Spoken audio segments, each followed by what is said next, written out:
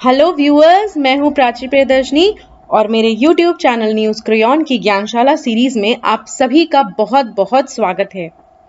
आज हम बात करने वाले हैं एक बहुत ही इंटरेस्टिंग से सेलेस्टियल फिनोमिनन की, एक खगोलीय घटना की।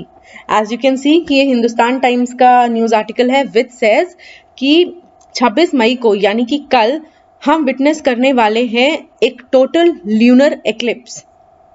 चंद्र ग्रहण होने वाला है कल। और इसके बारे में एक फैक्ट ये है कि 21 जनवरी 2019 के बाद से ये पहला जो है टोटल एक्लिप्स होगा। As you can see here, ये 21 जनवरी 2019 के बाद से ये पहला एक्लिप्स होगा। और ये कहाँ कहाँ दिखेगा? It will be visible in east Asia, Australia, Pacific and America.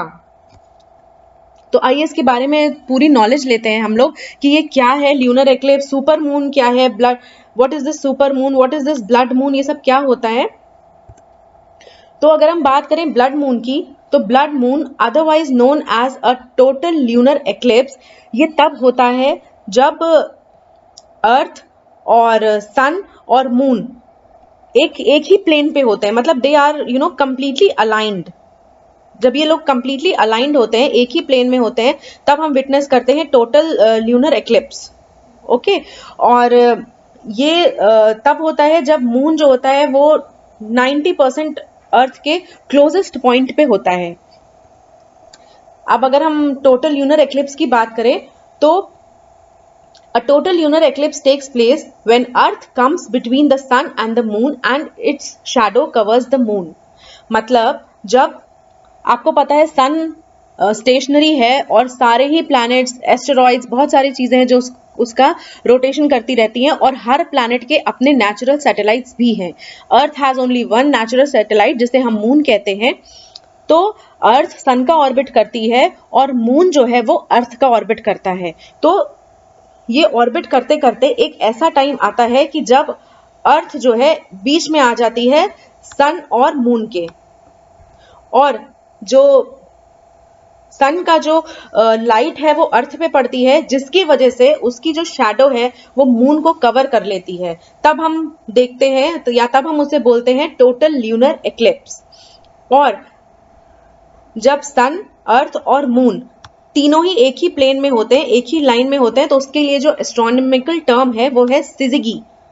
मतलब it's a term which means in astronomical you can say jargon, it means that अर्थ, सन और मून तीनों एक ही लाइन में हैं। ये आप देख सकते हैं एक डायग्रामेटिकली इसको रिप्रेजेंट किया है। मून की अपनी कोई लाइट नहीं होती है, ये इसलिए शाइन करता है मून का सरफेस क्योंकि वो सन की जो रेज हैं उनको रिफ्लेक्ट करता है।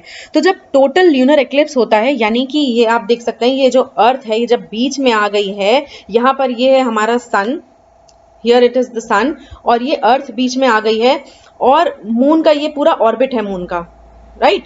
ये पूरा मून का ऑर्बिट है और मून अर्थ को ऑर्बिट करते करते उसी प्लेन में आ गया है जिसमें कि ये अर्थ और सन ऑलरेडी थे।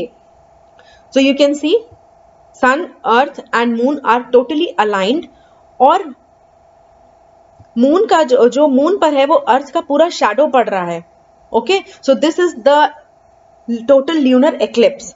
टोटल इसलिए क्योंकि मून अगर समवेयर हियर होता या ये यहां होता तो इसकी लाइट इसको मिलती और ये पार्शियली, शायद पार्शियली कवर होता। ओके, बट ये अम्ब्रा रीजन में है। मून जो है इस टाइम ये अम्ब्रा रीजन में है। Now what is, you can see here it is marked, this dark region is marked as umbra. What is this umbra? जब भी शैडो पड़ती है तो उसका जो सबसे ज्यादा डार्केस्ट पार्ट होता है वो अम्ब्रा कहलाता है, और उसके अराउंड जो एरिया होता है that is known as penumbra. जहां पर शैडो हल्की पड़ती है उसको पेनम्ब्रा कहते हैं।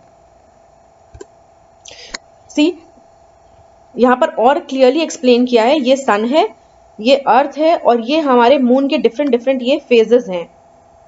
तो यहां पर अगर मून है तो ये पेनम्ब्रा रीजन में है, यहां पर भी पेनम्ब्रा रीजन में है, बट टोटल एक्लिप्स के लिए इसे अम्ब्रा रीजन में आना पड़ता है, माने उस पोर्शन में आना पड़ता है जहां पर ये अर्थ की शैडो से पूरी तरह से ढक जाए।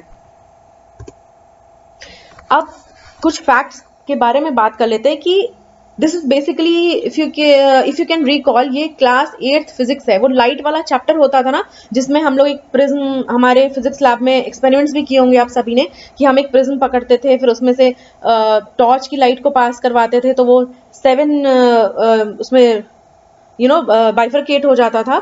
तो यही इसमें समझाया गया है कि हमें सनलाइट, वैसे तो हमें वाइट लगती है, लेकिन it is actually composed of different colours. एक विजिबल लाइट में जितने भी कलर्स होते हैं, सनलाइट में वो सभी कलर्स होते हैं। अब इसे प्रिज्म या रेनबो में देख सकते हैं हम। अब जो ये कलर्स होते हैं ना, अगर हम रेड की तरफ जाएंगे, अगर हम रेड पार्ट की तरफ बढ़ेंगे, तो उनके जो भी कलर्स होंगे, उनकी जो वेवलेंथ्स हैं वो लंबी होंगी, दे विल बी लॉन्गर, और उनकी जो फ्रीक्वेंसीज होंगी वो काफी कम होंगी।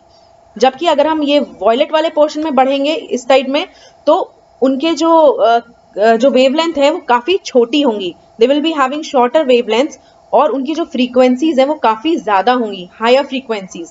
ओके, तो उसकी वजह से होता ये है कि जो गैसेस और दूसरे पार्टिकल्स होते हैं अर्थ के एटमॉस्फेयर में, वो सनलाइट को इक्वली सभी डायरेक्शंस में स्कैटर करते हैं, लेकिन हमें सिर्फ ब्लू स्काई इसलिए दिखता है क्योंकि ब्लू जो कलर है वो ज्यादा स्कैटर किया जाता है किसी भी और कलर से, क्योंकि उसकी जो वेवलेंथ है वो शॉर्टर है, स्मॉलर है। Okay, that's why we see a blue sky most of the time.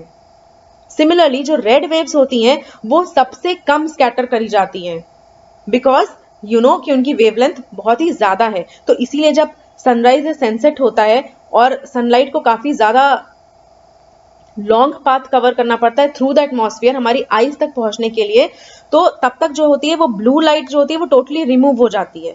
इसलिए जो बचती है that is only red and yellow. इसीलिए हमें सनराइज और सनसेट में जो स्काई है ना, वो रेडिश और येलोइश इस तरह का दिखता है, क्योंकि ब्लू ऑलरेडी रिमूव हो चुका है और जो हमारी आंखों तक पहुंच रहे हैं वो कलर्स हैं रेड और येलो। तो अब ये क्वेश्चन आता है, फिर मून कैसे रेड हो जाता है? वो इसलिए रेड हो जाता है क्योंकि as you can see here, blue light is scattered by earth's atmosphere, ठीक है। और अब जो रेड लाइट है, जो यहां तक थोड़ी बहुत, जो यू कैन सी यहां से जो थोड़ी बहुत पहुंच रही है रेड लाइट, वो रिफ्रैक्ट हो रही है। Okay, that is being refracted, और एटमॉस्फेयर से पास होके वो रिफ्रैक्ट हो रही है और वो ही लाइट मून पे पड़ रही है। इसलिए मून का कलर हो जाता है रेड, जिसे हम कहते हैं blood moon. So now you know that why after a total solar eclipse हम उसे ब्लड मून कहते हैं, why does that rustic colour का ऐसा क्यों हो जाता है वो।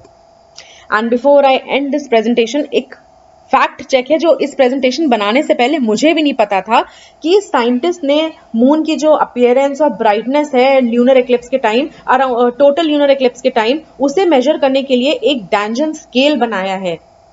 And it is a 5-point scale ranging from 0 to 4, जिसे हम डैंजन स्केल कहते हैं। और आप यहाँ पर इनके देख सकते हैं कि कैसे ये करते हैं। अगर 0 है तो इट्स वेरी डार्क एक्लिप्स है, मून ऑलमोस्ट इनविजिबल है। डार्क एक्लिप्स है, ग्रे और ब्राउन फर्स्ट नंबर पे। सेकंड इसको ऐसे डिफरेंट फेजेस में दिया है। सो आई थिंक कि हम जो कल विटनेस करने वाले हैं that is somewhere between this 2 and 3, है ना, रस्ट कलर का या ब्रिक रेड कलर का। So I think it will be very interesting. So please do let me know in the comment section below that how did you like this presentation, and have a nice day.